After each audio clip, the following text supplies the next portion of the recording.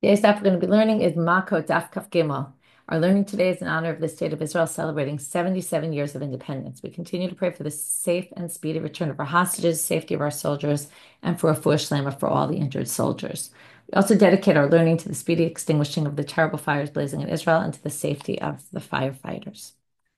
Okay, reminder that tomorrow we have a siyum at the regular Zoom time, so everyone's invited, 7:15 Israel time, and together we'll finish Masechet Makkot. And Shabbat's daf of the first daf of Shvuot will go up after that. Okay, with that, we're going to get started. We learned the Mishnah yesterday about Ketzad Makinoto. How do we do the lashes? We had a very graphic description. And with that, we're going to get started with the Gemara. So the Gemara asked my time, well, what's the reason? They don't actually say, what are we asking for? What's the reason? What's the reason for what? Everything in the Mishnah. So the commentaries seem to think that we're talking about why the person has to be bent over this pole, like hands tied to a pole and bending over, and also perhaps why they tear the clothing.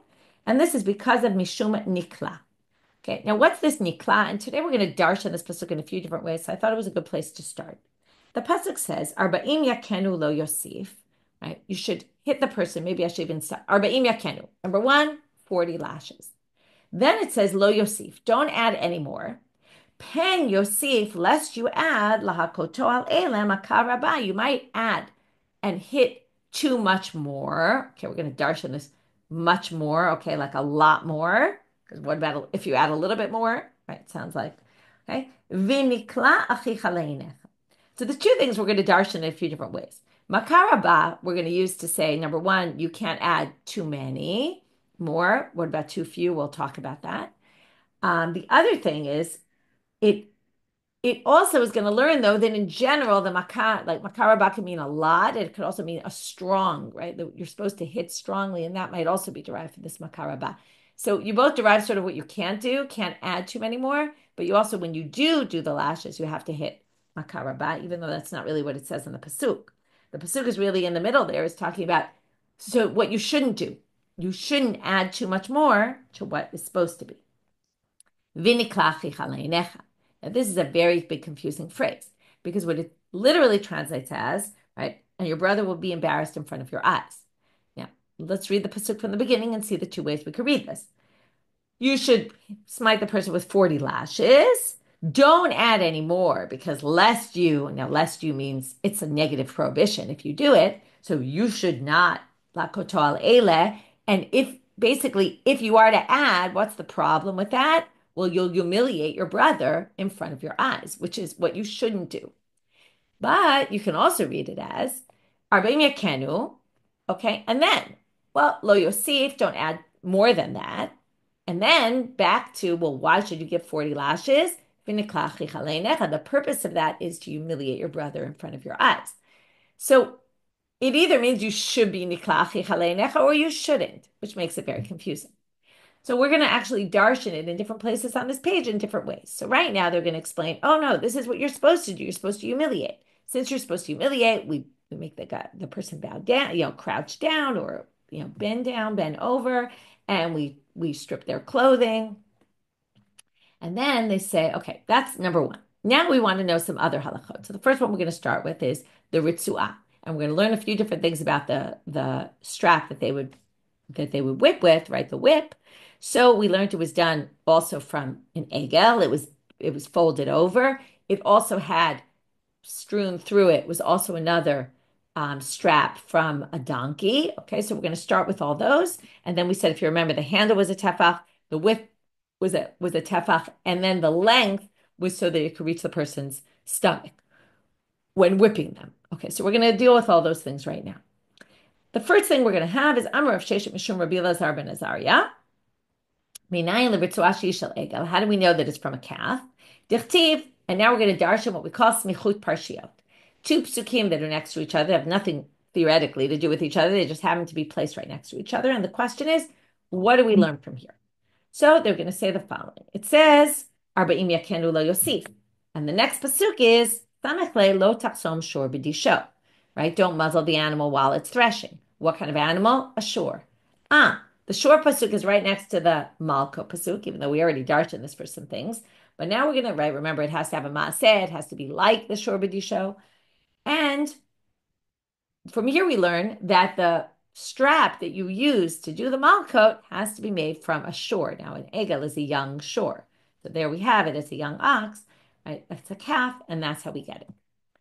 Now, because Rav Sheshet said this in the name of Rabbi Elazar ben Azariah, and it was darshaning smicho parshiot, when two parshiot appear next to each other, we're now going to have three other smicho parshiot not connected to our topic. And then we'll get back to the lashes. But Rav Sheshet mishum Rabbi Elazar ben Azariah. Minayin liyiv man shenafla lifnei mukat shchin she'en chosmin ota. How do we know if we have a woman whose husband dies, she doesn't have children, and she's supposed to marry the brother, but the brother with boils all over his body, that we don't force her to do yibum. In general, we actually can force a woman to do yibum. It's a very hard thing to understand. We talked about it when we learned Yevamot, so I'm not going to go back there. It's not our topic, but yibum theoretically can be done against her will, even though marriage can't be, but yibum can be. And in this case, though, if he's really, there's something about him that's so horrifying, we don't force her to do it. Now, they use the word chosmin because they're going to darshan against michul parshiot. Now, this we can understand why they mention this one, because dichtiv lo tachsom shor b'disho. So we were in pasuk gimel of that chapter. That was Makkot. Pasuk dalet is lo tachsom shor b'disho. Pasuk hey is ki yeshvu achim yachdav, okay, which is brothers, and then we have the whole case of yibum. So because of the connection, we basically say this woman doesn't have to marry this. She doesn't have to do yibum, meaning what do we do then? We force him to do chalitza, even if he doesn't want to. We force him to chalitza if he's a repulsive person. Someone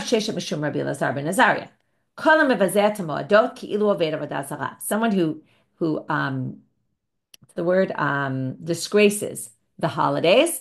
Some people think this means doing malacha on Yom Tov.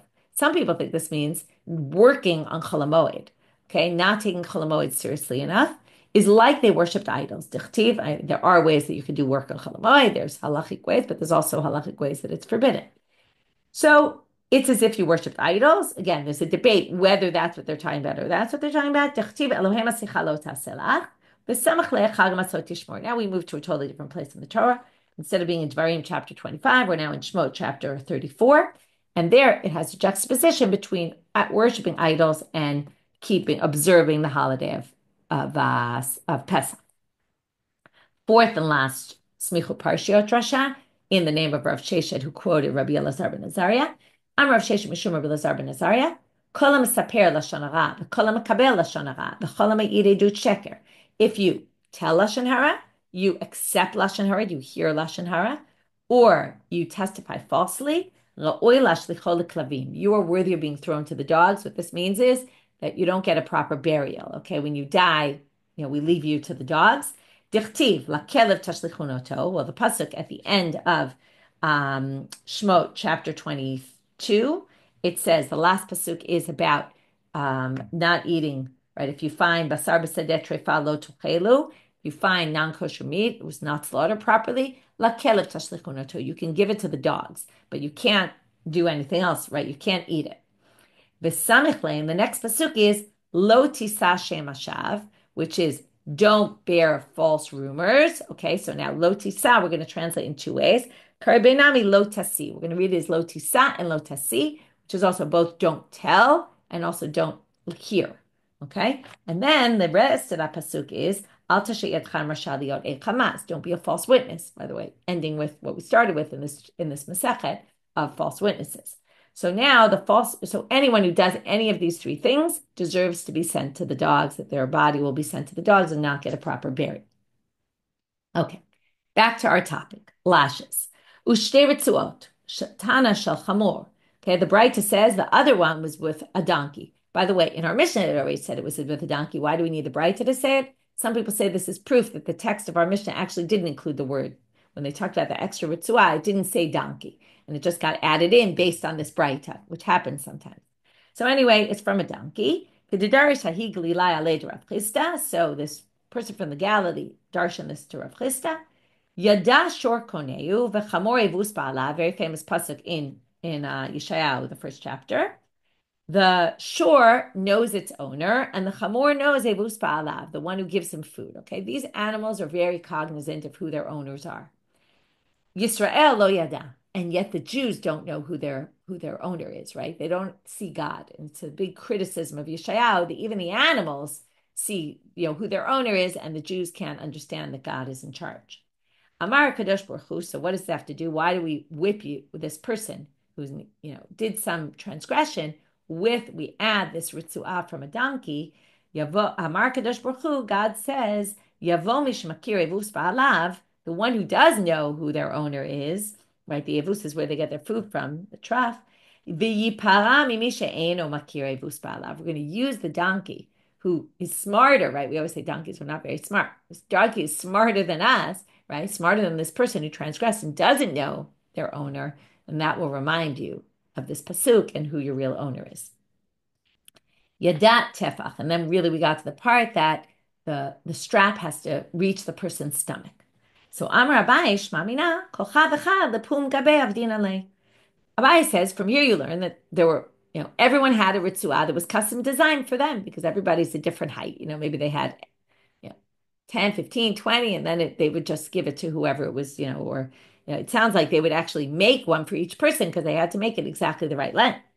Amalei Rava, in Kain, nefesh lu ritzuot tuva. Rava says, what, they're going to have a million ritzuot. I mean, fine, maybe not a million, not everyone got lashes, but there were going to be a lot of, it would be ridiculous. Why would you have all sorts of, whips in the Beit HaMikdash, in the Sanhedrin, or whatever, the courts? Be crazy. Every person would have to have their own. Ela amarava avakta ile, avkata ile. Kibai, okay, he says basically they had either loops or a tie, okay? Kibai mikatarbe, kibai merapibe, okay? Then you would adjust it. It was adjustable straps, basically. Okay, I was thinking like those jump ropes that you can basically move them. So they had these adjustable straps, loops, knots, okay? And you would basically move them around and to adjust the strap to be the length that you needed it. Makes a lot more sense. And you have to remember in those days, and it's something that always comes up with the Gemara, they didn't want to, there was no waste, okay? It's not like nowadays. Nowadays we have to teach people not to waste. It's very hard, right? We've gotten to a place where there's so much waste in the world, and then recycling is a big issue, and trying to teach people, educate people how to do that. But in those days, it was just part of it. It was intuitive. There would be no reason to have a million different straps, one for each person that would need it. Okay, malkinoto. So where do we get this from? Now what we're really talking about is that the strap was folded over. Oh, sorry. We're not doing that now. We're doing the question of how do you know that a third were in the front and 2/3 were done on the person's back? Okay, that was what the Mishna had said. Where do we get it from? Amarav Kana Damakra. This drasha is a little hard to understand. But the main thing you need to focus on is hikau lifanav. Okay, you get hit on your front, right? You hit the person in the front. Kidei rishacho, according to what they did, bimispar. Okay, now the word bimispar is really not needed. Bimispar is in this amount. So the way they seem to darshan this is rish'achad milafanav. For one rish'ah, okay, or for the rish'ah that you did, you do lifanav. And then bimispal, meaning you take that number and you do something else with it on the back. Okay, shtei rishuyot me'acharav. So somehow they get from here, again, it's very hard to understand how they get it from here, but the pasuk is only focusing on the part he gets lefanav, and they're assuming the word b'mispar seems to include, well, there's some other way you do it, and since it doesn't say how you do it, they assume it's not exactly the same as the first. So if the first was X, the other part is going to be X times 2. Where exactly they get it from is not 100% clear. Ein malkinoto. Now we get to what I thought we were getting to, which is Amar Rav Chisda Rabbi Yochanan minayin l'ritzrashi muchpelet. How do you know that you fold it over? Shneimar, also darshan from that same pasuk, which is why I got confused. Vihipilo. And the way they learn hipilo is vihichpilo. They add a kaf. Hichpil is to bend it over, to double it. V'hamibayle the gufe. But wait, don't we need that word vihipilo? We already learned from there that the person has to be bent over that pole that they get tied to, or the whatever you call it, that they get tied to, the beam. Because if you wanted to know that you needed to be bent over this beam, it would have said yatehu. We lean him over, right? We put him to the side. Why he pilo? That teaches you both Yateu, you have to lean him over this post, and also vihich pilo, that you do the strap is doubled. Hamaket makebiyado, tanu rabbanan. Okay, now we get to a very interesting machloket.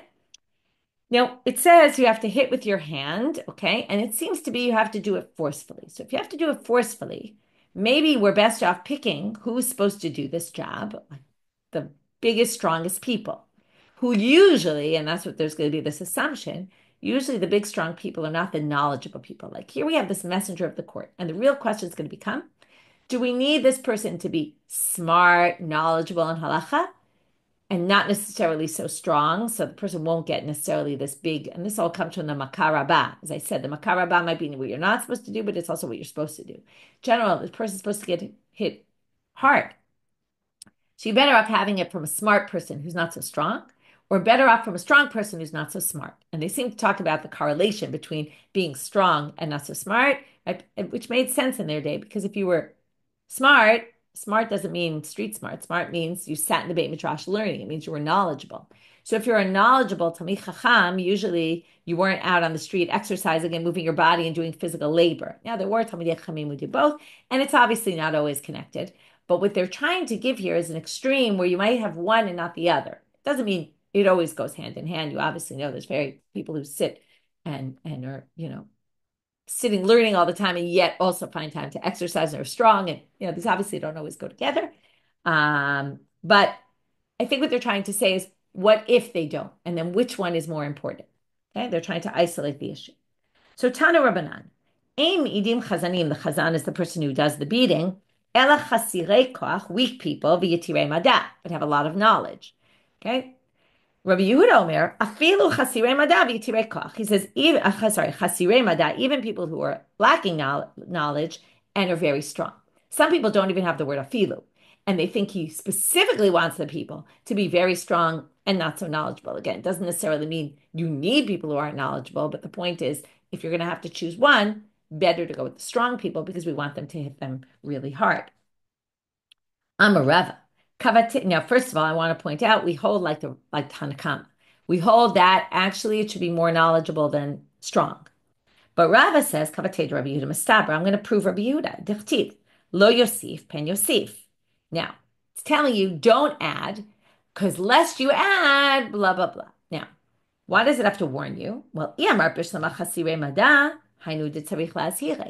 if the people who do the hitting, the beating, are not so smart and don't really know things, well, that's why they need to be warned. That's why the Torah had to say, lest you do this, be careful not to do this. Why? They don't need to say be careful to people who are already careful, who are knowledgeable. And right, if you say yitirei mada, there are people who have a lot of knowledge, they won't need warning. The Rabbanan, what does Rabbi say about this? No, it's the opposite. It's actually the people who don't really have knowledge, they're not going to listen to you anyway when you warn them. The warnings are specifically meant for the people who will heed your warnings, who are the people who sit and learn. So therefore, you can't prove from the pasuk the Rabbi Yehuda's approach. Tana. When you pick up your hand to do the beating, you do it with both hands. But when you hit, you only do it one-handed. So that you aim it properly, okay? So that it's deliberate. So here, this reminds me of like when I learned to do backhand in tennis, okay? The first time I learned it was not that way, but later on, they told me, oh no, we should switch the way you do backhand. You do it with two hands back and then one hand moves forward. So you bring both hands back and it's a way to get it to aim better. Here it comes from the Gemara. Okay, kore. Now we get to the reading of the psukim. So the person who reads, remember there were a slew of psukim that they read. So now the question is, and we're going to learn that when we have this person who's in charge of the court, who's the messenger who does the beating, well, with that person, we have three judges, and each judge has a role. So the first is, Tana Rabbanan, Hagadol Shebadayanim Kore. The most prominent one does the reading of the psukim. Hasheni Moneh, the second does the counting. Okay, it's like when and the Shiomer Hakehu. So it's like when you blow the shofar in shul, and before they blow each blow, the rabbi or someone reads out which one they're supposed to do. It's like the same thing here. We're on number one, and then the other one says hit. and 2, hit 2. Okay, they get very guided. This is to prevent mistakes. Now, you might think the most important thing is the counting, and that should be the Gadol Shabbatayim. Why the reading of the Psukim? Because it's true, we don't want the person hitting to make any mistakes. On the other hand, the most important part of the Makkot is getting the person to repent. And the content of the Psukim is to get the person to repent, right? It's saying all these Psukim, if you keep the mitzvot, blah, blah, blah, right? If you don't keep the mitzvot, you'll get punished. And basically trying to get the person to do tshuva, which we're going to get to in the next Mishna as well. So that, I assume, is why the Gadol Shabbatayim does this. בזמן שמכה מרובה, מעריך. בזמן שמכה מועטת, מקצר. Now, the person reading the psukim should pace themselves based on how many lashes this person is receiving. If they're getting the full lashes, then they go slow. If they're getting fewer lashes, they go fast, and they read the psukim fast. Right? That's mu'etet mikatzer. If it's fewer, you should go fast and do it short. To which they said, I don't understand why they have to be so careful to get it exactly right. Hanan doesn't say in the Mishnah if they're not finished yet. Remember, chozer l'tchilat mikra. So if they haven't finished the lashes and you finish the psukim, you go back to the beginning and you just read it again. Mitzvah litzamtzem. V'ilo tzimtzem chozer l'tchilat mikra. Because ideally, you should time it perfectly right. If you can't, because it's not always easy to do that, then you go back to the beginning. Tanu Rabbanit. Makkah Rabbah. Okay, according to the Rivan, who's instead of Rashi here, as we said yesterday, according to the Rivan, this is part of a longer Braita that's found in the Sifrei, Midrash Halacha, and it's actually talking about a case where we estimated that the person gets less, and then we're understanding that when it says Pen Yosef, the drasha here is it's also in a case where where you're doing less. So let's say they said you get 18, and then you added more. So now they say, and remember, it said Pen Yosef lakoto al ele makah rabah. Sounds like you added a lot more.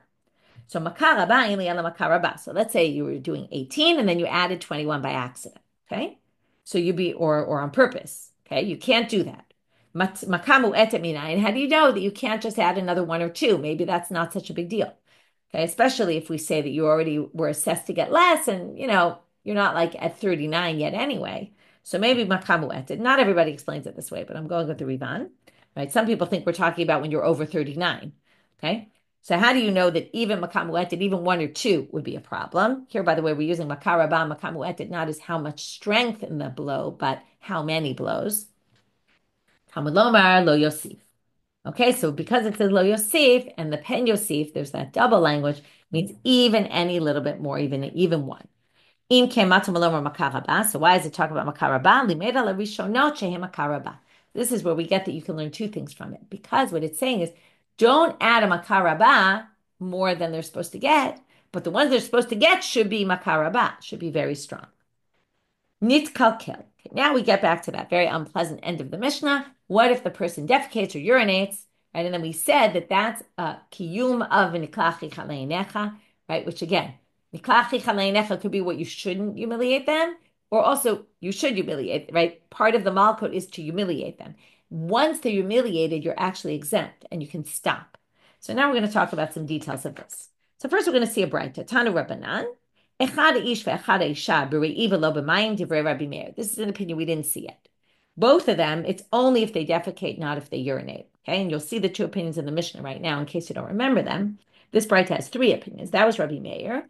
Rabbi Yehuda Omer ha'ish b're'i va'isha b'mayim. So the man by defecating, the woman even by urinating, which means both for the woman, but also. And then you have the rabbis who say, anyway, for any person, it doesn't matter, male or female, it's going to be humiliating, any kind of wetting your pants or, having an accident. But wait, Rabbi Yehuda really says, Ha'ish b're'i, va'isha b'mayim, like it said in our Mishnah, like it says in this Braita. There's a different Braita that says, Rabbi Yehuda Omer, echad ha'ish v'echad isha b're'i. A woman or a man is only with defecating, or at least it sounds like only with defecating. It says both the man and the woman are equal when it comes to defecating. So how does that deal with the fact that he said in the Mishnah and the other Braita that ha'ish b're'i and ha'isha b'mayim? It's different.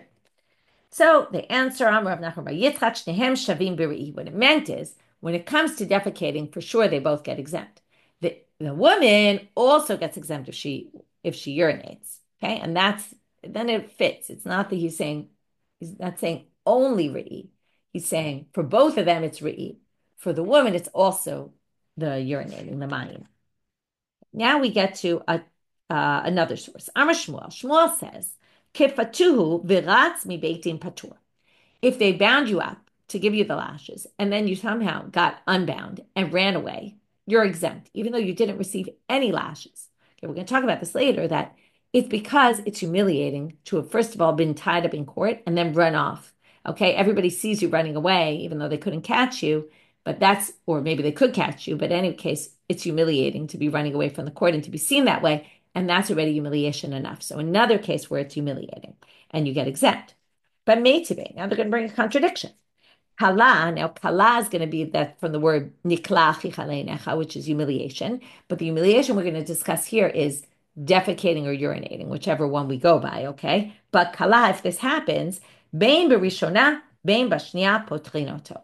Whether it happens within the first lashing or the second time they gave the lashes, right? The second beating, right? This, it's out of, the 1 or 2 out of 39. Then potrim oto. Nifsika retzua. If this is another interesting one, if it tore while they were whipping you, bashnia potrim oto, barishona en potrim oto. If it happens on the second one, since you've already received lashes, that's sufficient.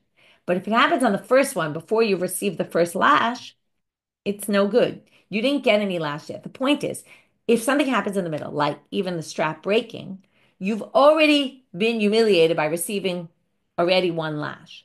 But if you didn't receive any of them, then no.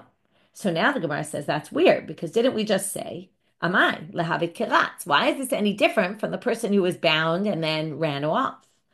So they say, hatam ratz, hachalo ratz. Now, this didn't really answer it, but right there he ran, here he didn't run. But the point is, by running, as I said before, the commentaries say that is humiliating.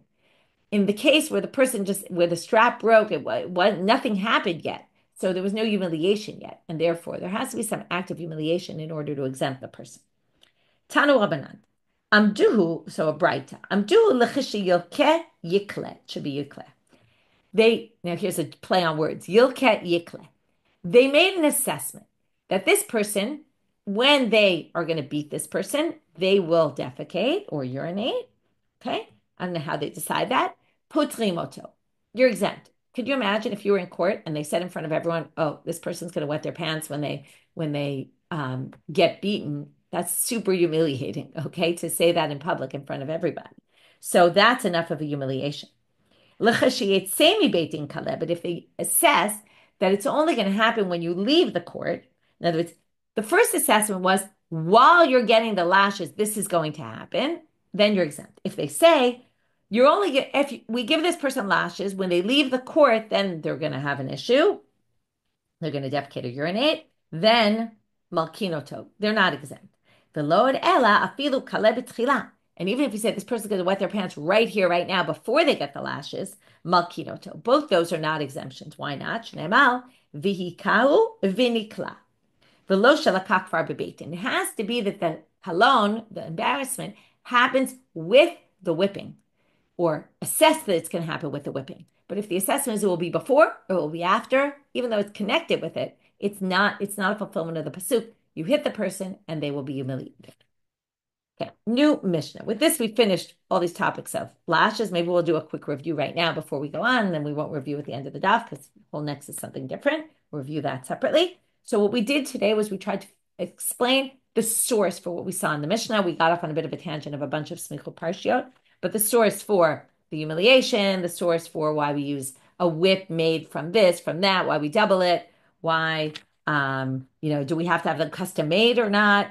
We had what kind of people need to do this, how many judges and what the role of the judges standing by are, and does the psukim have to be exactly timed, or at least ideally they should be, and how many more lashes can you add, and basically the different opinions about the humiliation, and again, what way that would work about the defecating, urinating, both different opinions about it, and also at what point would you have to have it, or even an assessment would be enough to exempt you. Now we end Masechet Makkot, very kind of similar to the way we ended Masechet Sanhedrin, except that here it's one Mishnah, and in Sanhedrin it was a whole perek. If you remember, we had the whole end of Masechet Sanhedrin was Eish Lam Chelek L'Olam Haba, right? Who has Chelek, who doesn't have Chelek, and all this kind of zoom out and let's talk about these bigger ideas about punishment and the meaning of punishment and all that. So we're going to start with this Mishnah. We're going to kind of start where we end where we started in this chapter, which is when do you get lashes? You get lashes if you're supposed to get karet. Remember, this is one opinion, okay? And anyone who gets what they're really saying is not exactly who. It could be they think even mito beitim. Remember, we had that whole three-way machloket. Talk about right. One opinion, Rabbi Yishmael said you get it even for chayve mito beitin and also for chayve kritut. Rabbi Akiva said only for karet, not for mito beitin. If you were supposed to get killed by the court, you don't get lashes. And Rabbi Yitzchak, who said you don't get for karet, you don't get for death by the court at all. You don't get lashes for those cases. So this obviously assumes you get lashes for karet.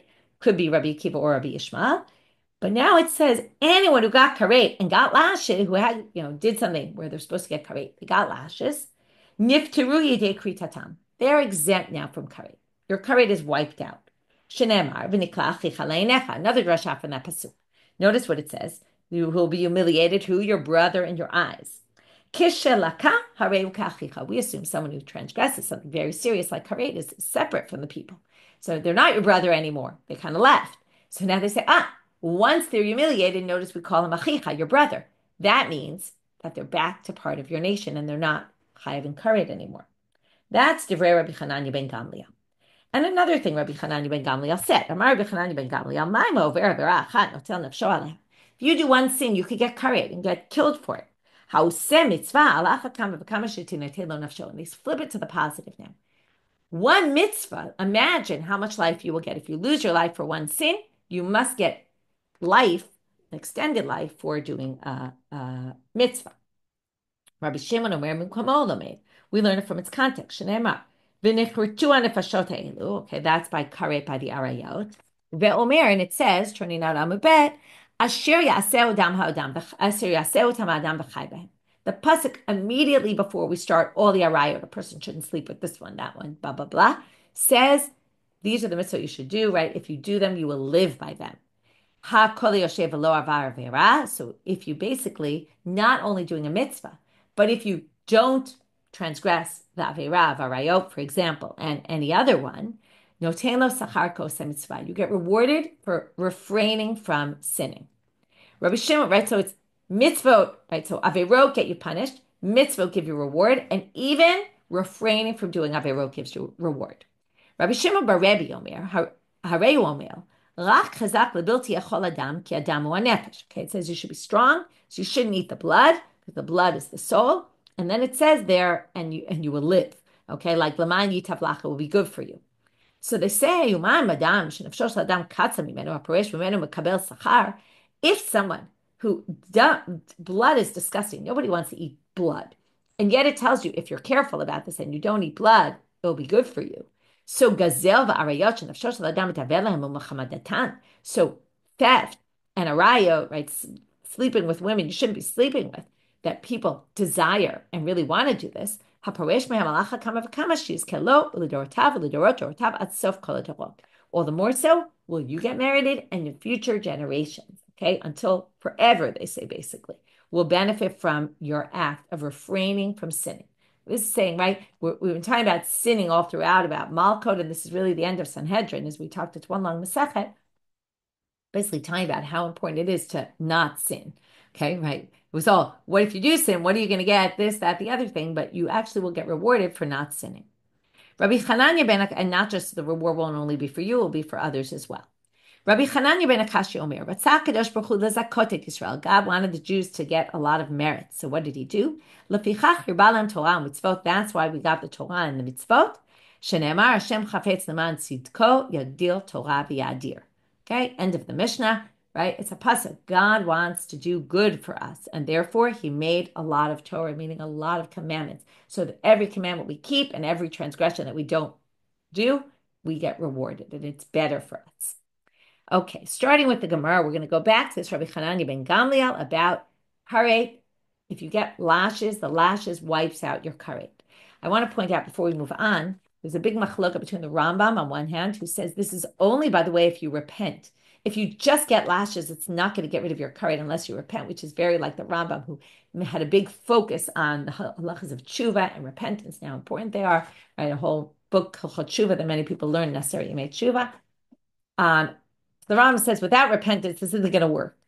But the Baal or Rabbi Yochanan and others think that no, this means you get lashes, you're done, you're repentant. Even if you don't go through any process of repentance and you're still a bad person, it doesn't matter. It got rid of your karet punishment just by getting the lashes alone. That's a fascinating debate in and of itself.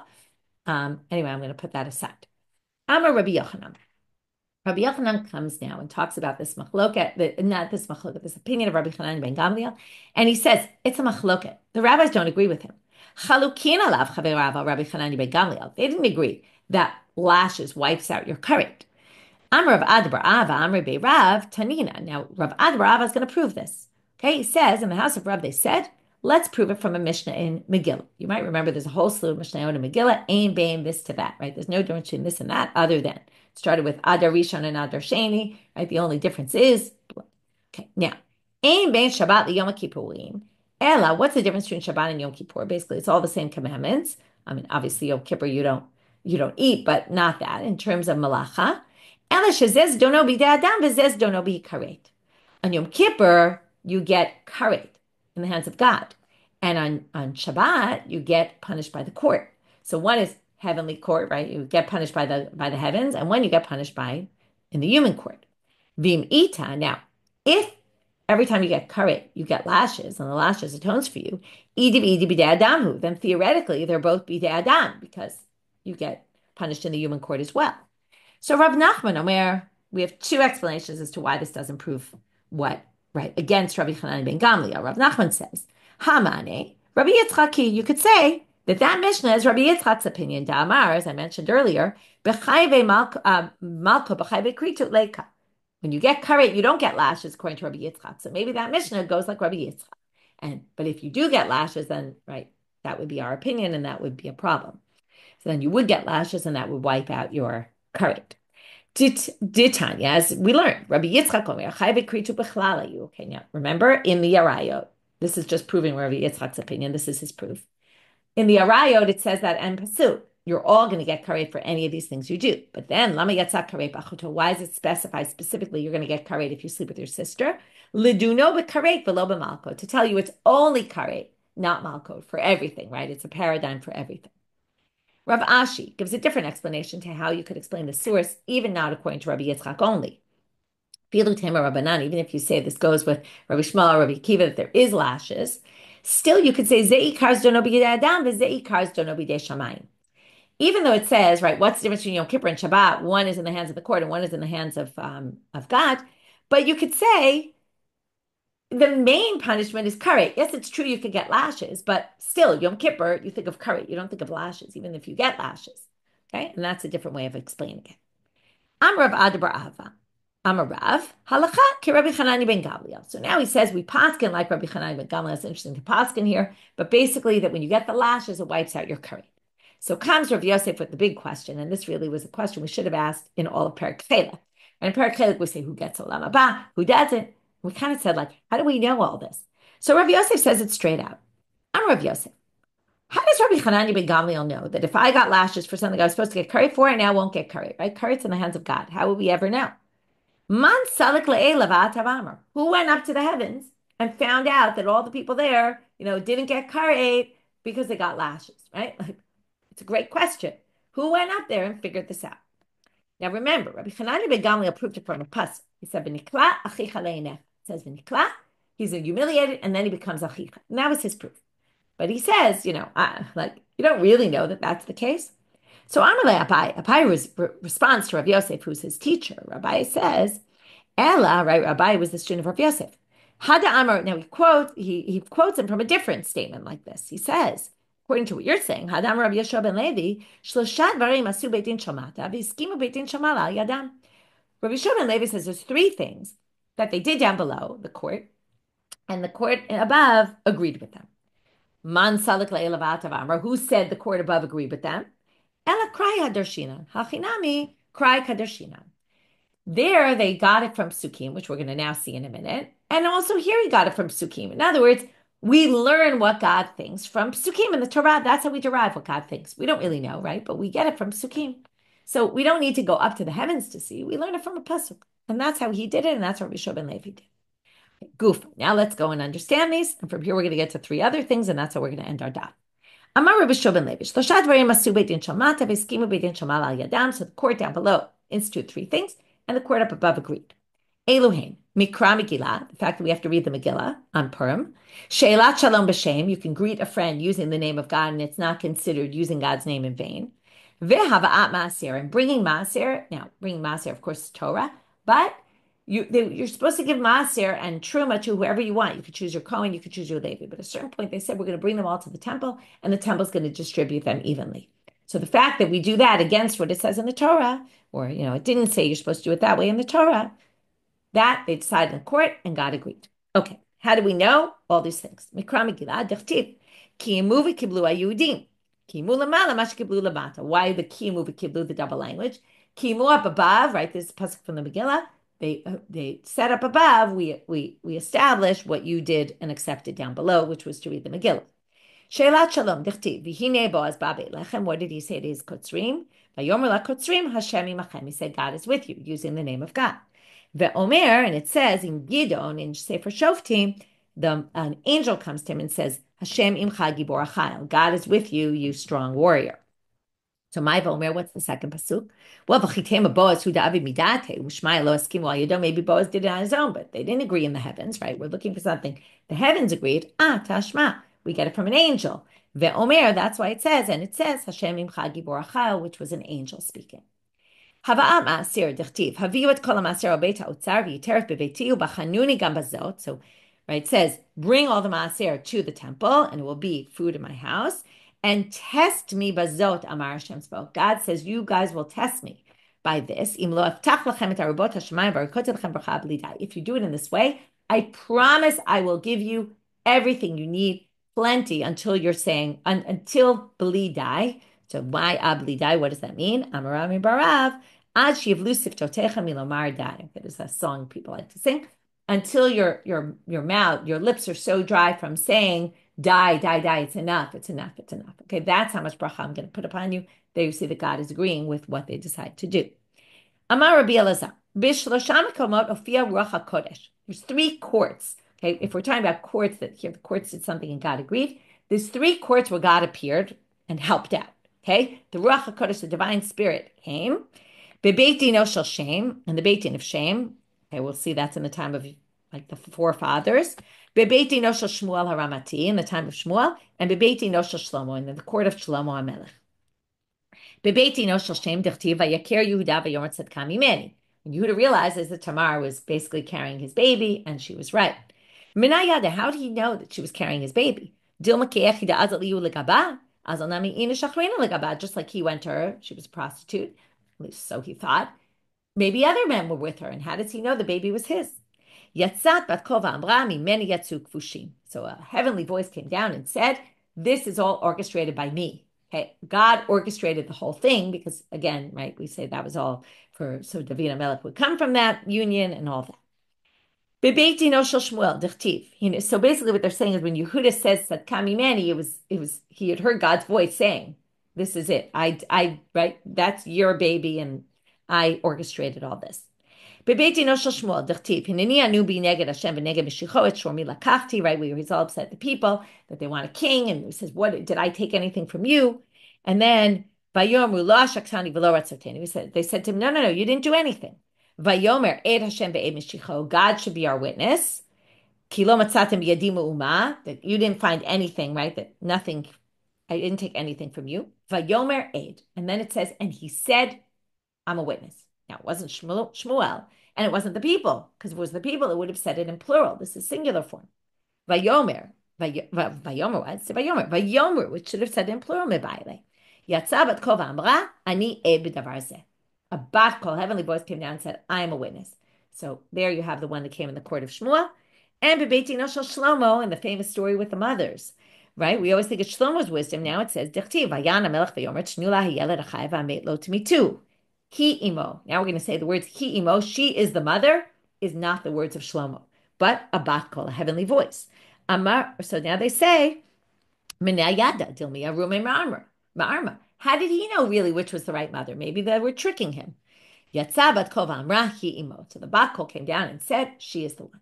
So there we have all these cases where God came down and helped out in the situation to help clarify something that wasn't clear. But Rava says, I'm a Rava mimai. Where do you get this from? And now he's going to go one by one and unravel what we just did. And say, Dilma Yehuda, kevan d'chashiv yarche v'yome v'itrame, since Yehuda did accounting and he figured out, oh, she's 3 months pregnant. I was with her exactly 3 months ago. And de chazina machaskina, de lo chazina lo machaskina. And he didn't have to start thinking it was somebody else because we go by chazaka. What he knew and what he saw, which is he was with her 3 months ago, that's what you go by. You don't go by something you didn't see and don't know. We don't know if she slept with anybody else. But since it worked out, the timing with him and her must have been that it was him. Sometimes it does give the Jewish people in singular because a nation, right, the same way you would do in English, talking about a nation, use singular form. And here's a pasuk: D'chtiv Yisrael nosha b'Hashem. The Jews are saved by God. It doesn't say noshu plural. It says nosha is singular. Shlomo nami, as you would have expected, right? The way we always learn the story. Midaha kamarachmata merachamta ha lo kamarachamta. That one had mercy on the baby, and that one didn't, and that's how he knew which was the real mother. And therefore, that's not the case. So basically, what he says is all these proofs. Rabbi Elazar said in 3 cases, Hofia Ruach HaKodesh, right? And then they prove with psukim. He said you can't prove this with psukim, okay, and with logic, but Ela Gemara, it's a tradition. Okay, we have a tradition that God appeared in these 3 courts. It's just you can't really prove from the psukim. It's just we learn it by tradition. Okay, so what did we do here? We today, the second part of today's daf, we started with the Chayvei Kri to get their karet wiped out, and how important the value of doing mitzvot is. Then we went back to, does everyone agree with Rabbi Chanina ben Gamliel? Did they disagree with him? And can we prove it from this Mishna in Megilla, which in the end we say you can't really prove that he's wrong from the Mishna in Megillah. And then we had basically Abaye, and then Rav Yosef asked the question, how do we know these things are true? And Abaye basically says, just like Rabbi Yoshua ben Levi said in the other case about these 3 cases where the heavenly court approved what the human court did, which by the way is a very interesting way to end Masechet Megillah and Makkot. Maybe we'll talk about it tomorrow at the Siyum about the connection between the heavenly court and the human court. Notice all these stories relate to courts.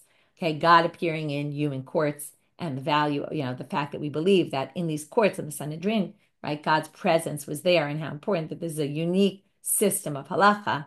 Right, as we end the whole Sanhedrin Makkot.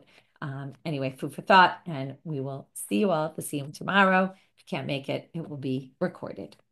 Wishing everyone a great day, Chag Sameach, and may the Geula come quickly, and may the fires be put out quickly.